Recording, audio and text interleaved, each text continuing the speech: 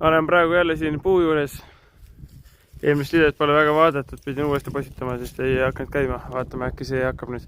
Ühesõnaga hakkasin ka ronimisega tegelema mingil määral.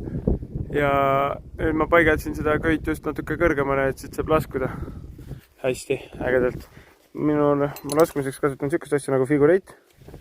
Ja seal üleval see nöör köis on pandud puu külge kinni siis 2 tonni kannatava slingiga, mis niimoodi kokku voltitud veel omakorda kannatab 4 tonni.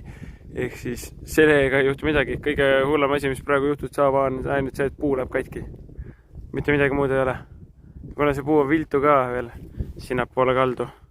Ei ole sirge, vaid on kaldu sinnapoole päris korralikult, siis mida nagu aru pole saada väga, siis seda hullem nagu kui seal otsas olla täitsa tipus. Ladad, mingi hetk ma võtan kuskilt maalt maha, et ma näeksin täiesti üles, et ma siin eile vaatasin virmalisi ja rippusin vahepeal tagurpidi seal kahe tüve vahel. Panen ennast sinna kahe vahele rippuma ja jalad võtan siis selle läbi jooksva slingi peale, mis ma sinna vahele panin. Aga kui sinna vahele minna, siis see tõmbab need tüved ikka korralikult kokku. Ja kui toedad selga vastu ühte tüve ja jalgadega vastu teist, siis see lükkab ikka korralikult laiali. Aga eriti seal üleval, et jõbedalt kõigub ka. Aga ma olen aru saanud, et ma julgen seal olla, et ta ei ole nii hull. Aga vaata, et siin üldse käia saaks ja vaadata oleks, ma olen ikka pidanud ühe tüve täitsa paljaks tegema põhimõtteliselt ja teisele ka tegelikult tahaks kõik need oksad nagu pikad ära võtta, aga siis ei saa enam, siis pole enam puu elus, et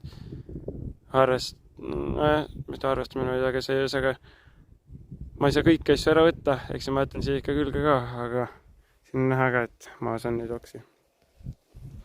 Aga noh, ühesõnaga, nüüd ma tegelen ka ronimisega mingil määral ja ma loodan, et ma saan ka kunagi kuhugi päriselt ronim minna. Ostsin enda siukesed, ma sain soodukaga, muidu on 25 eurot üks karabiin. Mul oli siis 17, on Petsli Park karabiinid, Vertigo Petslilt, aga noh, kõik, kes Seikluspargis on käinud, teavad.